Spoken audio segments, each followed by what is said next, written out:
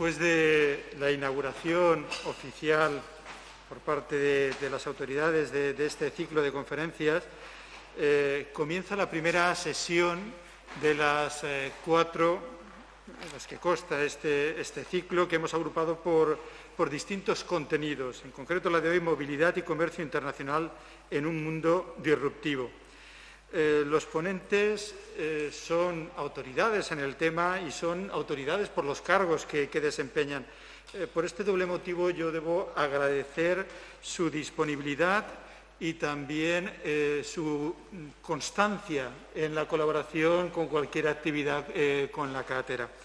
En el caso del doctor Josep Vicent Boira, es catedrático de Geografía de la Universidad de Valencia y entre su polifacética actividad, también la académica, hoy me gustaría destacar sus estudios, por un lado, sobre la ciudad de Valencia, con perspectivas que comprenden desde la percepción a la planificación urbana, por otro, los que atañen al puerto de Valencia y a los barrios marítimos, y finalmente aquellos que lo hacen sobre la economía y los procesos territoriales en el arco mediterráneo, en los que muchos de sus estudios incluso lo tratan de soslayo, y no quiero evitar el citar su último libro sobre Elías Tormo, entre otras cosas porque es el primer catedrático de Historia del Arte, y la mirada de Elías Tormo en Roma por el legado de baleares, catalanes, valencianos, en la ciudad romana,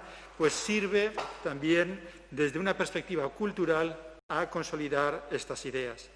Desde 2015 a 2018 ocupó la Secretaría Autonómica d'Habitatge, Obres Públiques i Vertebració del Territori de la Generalitat Valenciana y desde 2018 es comisionado del Gobierno de España para el Corredor Mediterráneo. La conferencia se titula El futuro del mundo ferroviario en la era post-COVID-19. Muchas gracias. Muchas gracias.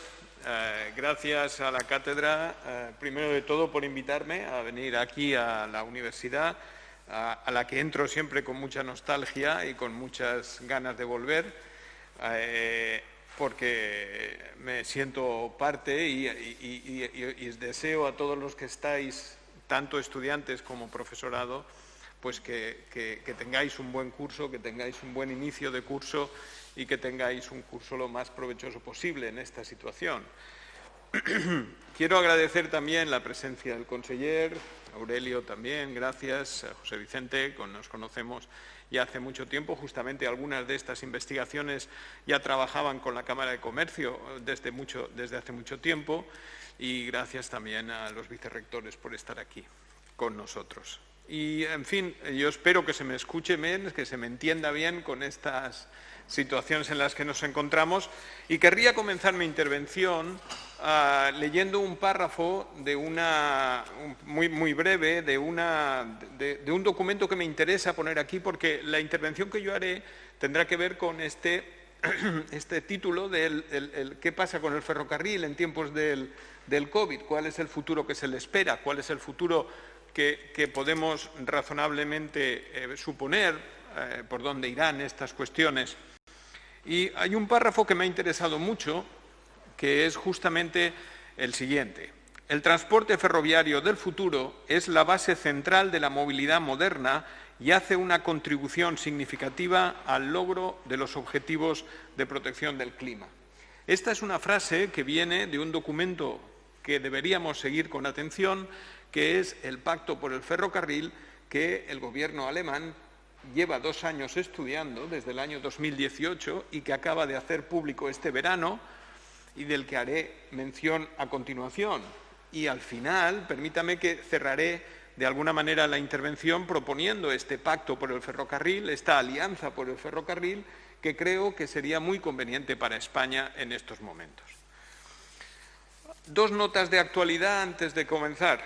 La primera, hoy una información de expansión, llevaba un titular que me voy a permitir modificar muy brevemente, no es sustancialmente el cambio que les propongo, que decía el imán del ferrocarril para atraer los fondos de reconstrucción de la Unión Europea.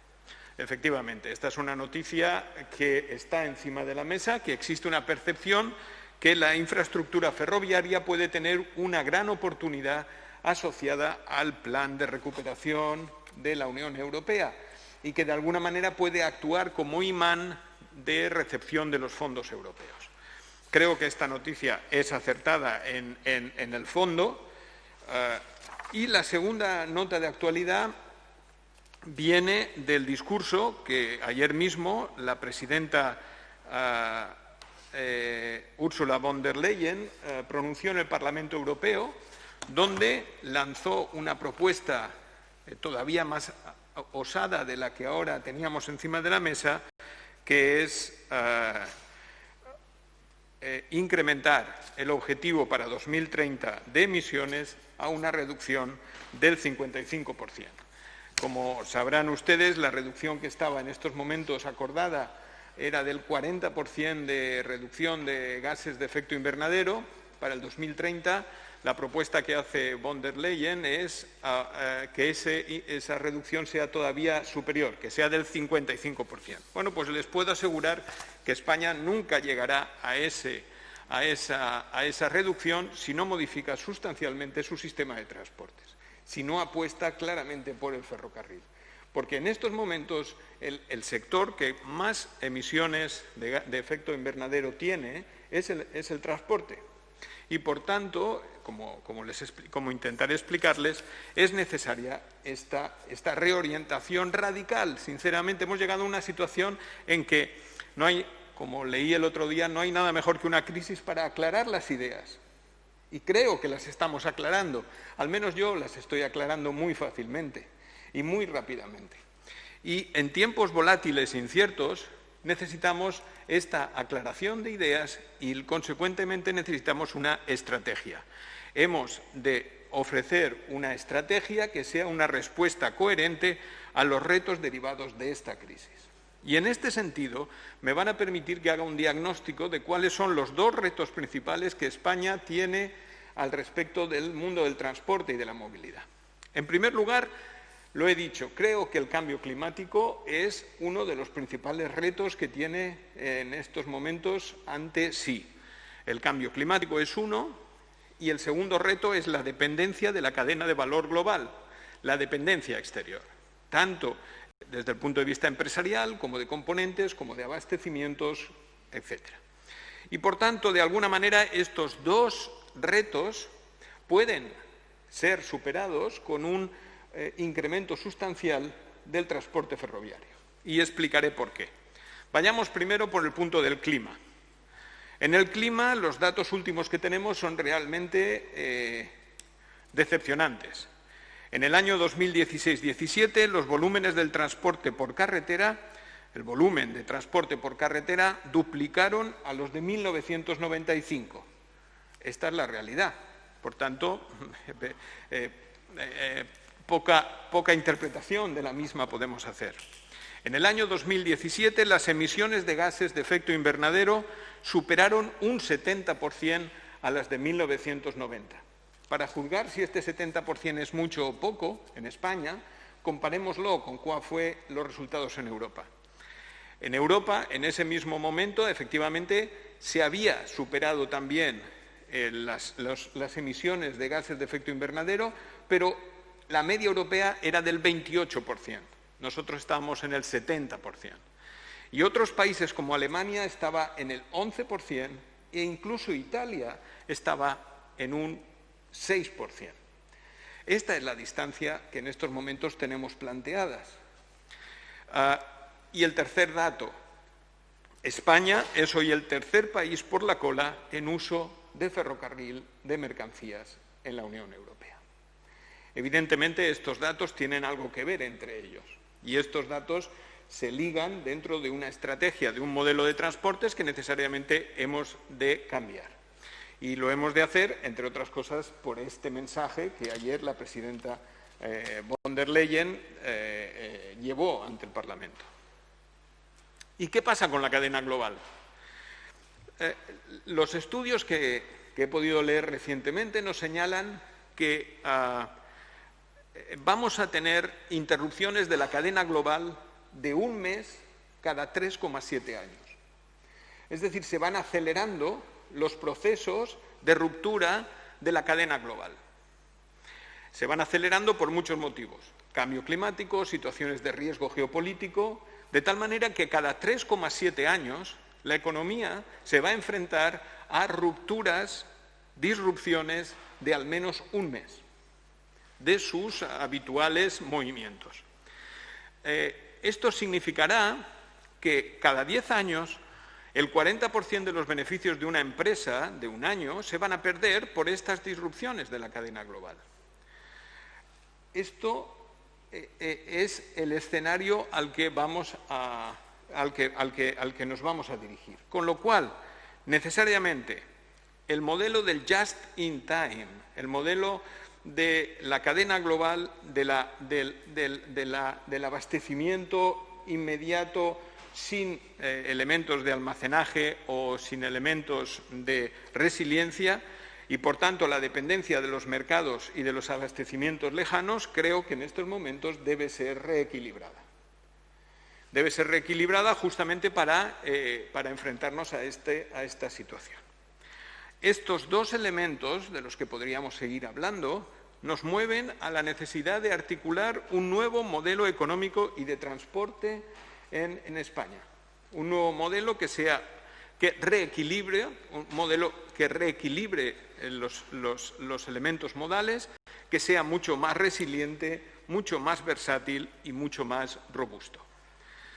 Esto nos sitúa ante un escenario, ya que hoy la cátedra nos convoca para hablar de movilidad, ante un escenario de crisis de movilidad. Estamos ante un escenario de crisis de la movilidad que hasta ahora habíamos conocido. Por tanto, tenemos que resolverla con nuevos planteamientos y con nuevas estrategias. Y entrando en el tema del ferrocarril, permítame que sea optimista sobre su futuro. Comencemos por los pasajeros. La debacle del transporte aéreo no ha hecho sino comenzar. Como los datos últimos que hoy teníamos recogían una caída del 80% de la actividad del transporte aéreo en el mes de julio y va a ser muy difícil que las compañías aéreas vuelvan otra vez a ofrecer estos servicios que teníamos habitualmente a nuestro alcance en muchos aspectos. Bien. En estos momentos hay una nueva oportunidad, por tanto, para el transporte de pasajeros en ferrocarril, que está surgiendo en toda Europa. Vuelven los trenes nocturnos, vuelven las ideas, los proyectos de trenes nocturnos y vuelve la competencia del tren aumentando su umbral de competitividad. En estos momentos, los últimos estudios que nosotros tenemos auguran que un tren de pasajeros de alta velocidad podría ser competitivo con rutas aéreas entre los 700 y los 1.000 kilómetros. Es decir, que hasta ahora eran apenas en torno a los 500 kilómetros, ahora ya estamos hablando que el umbral para que estas actividades sean rentables puede llegar a los 700 o a los 1.000 kilómetros. Eso quiere decir, de alguna manera, por ponerlo en los términos de la escala que hoy tenemos, que Alicante podría estar dentro del radio de acción de un tren de alta velocidad procedente de París. Teniendo en cuenta además que esto llegaría de puerta a puerta, de la estación de París a la estación de Alicante, sin los tiempos de espera en los aviones. Las últimas encuestas que tenemos de este año de la multinacional UBS señalan que el 39% de los españoles en un viaje de ocio consideran ideal el tiempo de 3-4 horas para su viaje en tren. Sin embargo, el 22% estaría ya dispuesto a aceptar entre 5 y 6 horas de un viaje en tren e incluso un 16% aceptaría más de 6 horas para un viaje de ocio en tren. Eso nos sitúa con unos porcentajes que el que sepa utilizarlos en los próximos meses va a tener grandes oportunidades para, desde el punto de vista turístico, incluso desde el punto de vista empresarial, para establecer nuevos patrones de movilidad.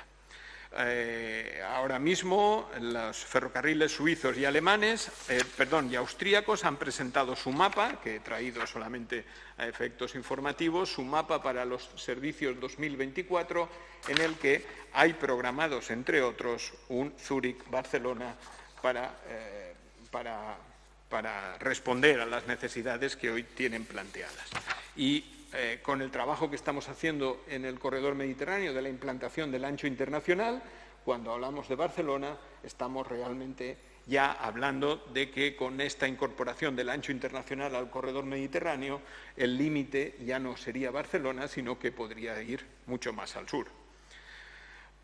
Si pasamos al tema de las mercancías, querría mostrarles lo que está pasando hoy en Europa. He hecho un repaso de lo que están haciendo los grandes estados al respecto. Tengo aquí los documentos, si a alguien les interesara. Por ejemplo, Francia acaba de publicar su proyecto France Relance, que es un proyecto asociado al relanzamiento de la economía francesa. France Relance en estos momentos tiene como uno de sus objetivos fundamentales el apoyo al sector ferroviario, tanto por temas como asociados a la crisis sanitaria y al aprovisionamiento logístico, como a la lucha contra el cambio climático. En estos momentos, Francia tiene consignados 4.700 millones de euros para el apoyo al sector ferroviario. El segundo ejemplo que les quería mostrar es Italia, que ha presentado su plan Italia Veloce, que es otro de los ejemplos que podemos observar, en el que todas las obras, no necesariamente tienen que llevarlas a cabo por parte del Estado italiano, pero contarán con la financiación europea. Todas las obras llegan hasta unos 60.000 millones de euros, con 36 operaciones estratégicas para el cambio del sistema del transporte, del transporte italiano, de los servicios, de las infraestructuras italianas, 36, 12 de las cuales son intervenciones en el sector hídrico, diques o acueductos, 9 son actuaciones terrestres y 15 son actuaciones ferroviarias, aparte de las portuarias, que también tienen su propia dinámica. Y por último, como ejemplo, les querría mostrar también el caso que les había comentado al principio de Alemania. Alemania ha firmado su pacto por el ferrocarril, ha presentado su plan de apoyo al ferrocarril con un objetivo clarísimo, con dos objetivos, mejor dicho. El objetivo de Alemania es duplicar el número de pasajeros en ferrocarril en el año 2030.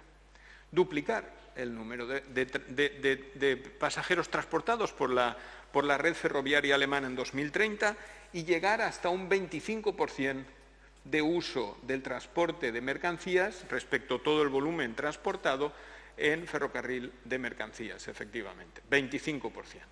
Para que ustedes se hagan un cargo, en España en estos momentos el volumen de mercancías transportadas por ferrocarril es del 4%.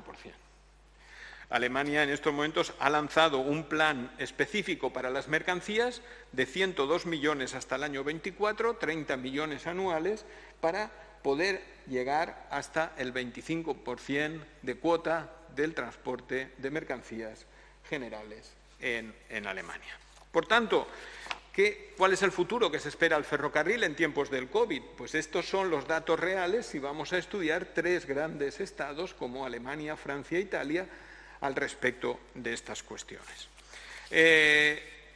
Aparte de estos países, deberíamos hacer, lógicamente, una pequeña reflexión sobre la Unión Europea propiamente, ya que estamos a las puertas. El 15 de octubre los Estados deben plantear ya un borrador de plan de recuperación a Bruselas, un borrador que después deberán confirmar en los meses siguientes, lógicamente, y es muy interesante analizar lo que Europa está esperando de nosotros.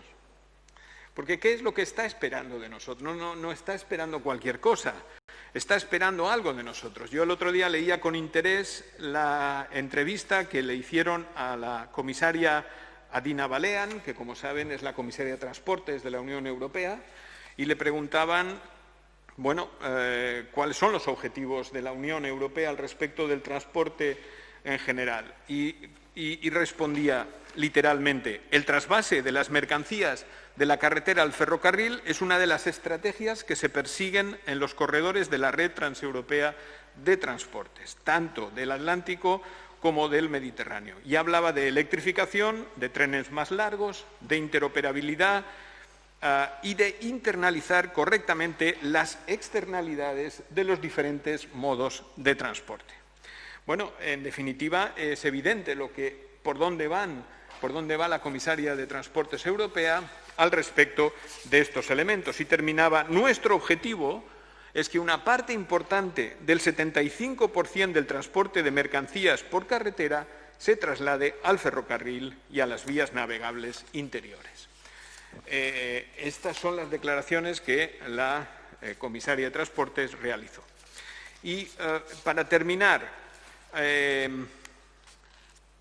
tenemos, lógicamente, en estos momentos encima de la mesa este gran tema de actualidad, que es el plan de recuperación y resiliencia de la Unión Europea. Este plan, quiero recordarles a ustedes que tiene dos patas fundamentales: las inversiones, pero también las reformas. Inversiones y reformas. No basta con las inversiones. Creo que alguien está equivocándose, pensando que aquí se puede invertir cualquier cosa sin producirse las reformas. No va a ser así, porque estas inversiones deben producir las reformas. Reformas e inversiones deben ir cogidos de la mano.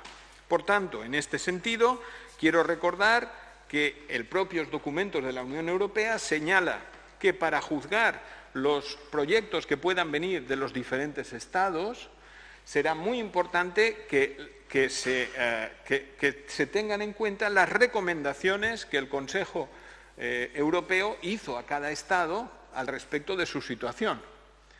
Entonces, como alumno aplicado, uno se va a estudiar cuáles fueron las recomendaciones que le hicieron a España en el semestre 19 y en el semestre 20 el Consejo Europeo al respecto de las reformas necesarias que debía implementar. Yo las he traído, lo he traído aquí y por ejemplo, las recomendaciones del Consejo, si ustedes leen los documentos del plan de recuperación, dirán: tengan en cuenta, señores y señoras que gobiernan los diferentes Estados de la Unión, que para el plan de reformas que tienen que presentar les será muy útil leerse las recomendaciones de julio del 19.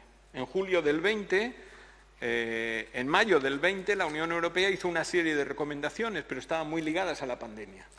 De tal manera que, fundamentalmente, recomendaban ir al documento del año 19, de julio del 19.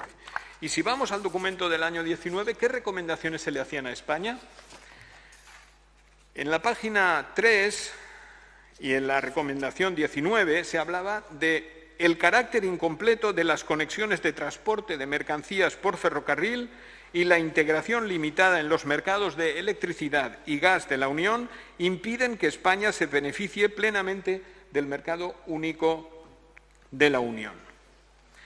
Son necesarias inversiones para permitir un mayor uso del ferrocarril en el transporte de mercancías, incluidas las conexiones transfronterizas con Francia y Portugal, y aquí Aurelio verá que estamos de acuerdo, las conexiones con los puertos y con los centros logísticos.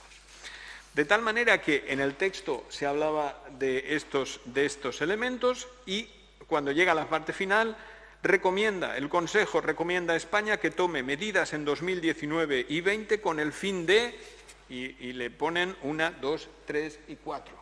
La número 3 era centrar la política económica de inversión en el fomento de la innovación, en la eficiencia energética, en el uso de los recursos y en las mejoras de las infraestructuras ferroviarias para el transporte de mercancías. Más claro, agua. Es evidente que uno, si va a Europa con estos deberes hechos, con estos elementos, tendrá muchas más posibilidades de que sus planes vayan a ser aprobados que con una cartera enorme de proyectos que son inversiones, pero no necesariamente van acompañados del carácter de reforma. Y termino ya. Por tanto, termino con 6 recomendaciones y una propuesta, que es lo que querría finalizar. Mis recomendaciones al respecto del ferrocarril en el futuro sería, y de la movilidad que España necesita, mi opinión personal es: hay que invertir en infraestructuras con valor añadido. Este es uno de los elementos fundamentales y por eso creo que España debería tener un calendario de inversiones para terminar las infraestructuras ya iniciadas y seguir en la senda de esta inversión en infraestructura de valor añadido. En segundo lugar, construir una hoja de ruta de transición ecológica en el transporte. Sinceramente, creo que en estos momentos no hay una hoja de ruta que aborde la transición ecológica en el tema de los transportes en España. El Ministerio de Transición Ecológica está haciendo grandes progresos en otros campos, pero encuentro que no están haciendo el trabajo suficiente en el tema de los transportes y, por tanto, de la descarbonización del sistema de transportes español. En tercer lugar, España debería marcarse un objetivo de incrementar el uso del ferrocarril en mercancías. En cuarto lugar, mejorar las conexiones transfronterizas. En quinto lugar, impulsar la intensidad del uso del capital físico en infraestructuras.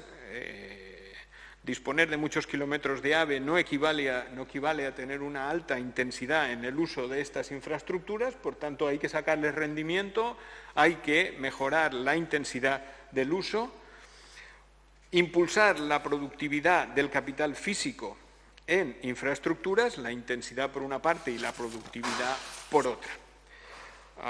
No es posible que algunos de los puertos españoles todavía no tengan conexiones ferroportuarias, no es posible que no tengamos apartaderos de 750 metros en los trenes, en las vías de nuestra red, no es posible, no es aceptable que todavía los sistemas de seguridad RTMS no estén implantados plenamente, no es posible que no tengamos interoperabilidad real con el resto de la red europea. El 86% de la red europea de transporte ferroviario tiene ancho internacional y, por tanto, España debería plantearse, no a corto pero a medio plazo, un cambio generacional, un cambio, digamos, que afecte a varias generaciones, que es la definición de corredores de ancho internacional que permitan esta interoperabilidad como algo que las diferentes generaciones van a tener que ir haciendo a lo largo del tiempo. Y termino con una propuesta, que era la que había hecho al principio.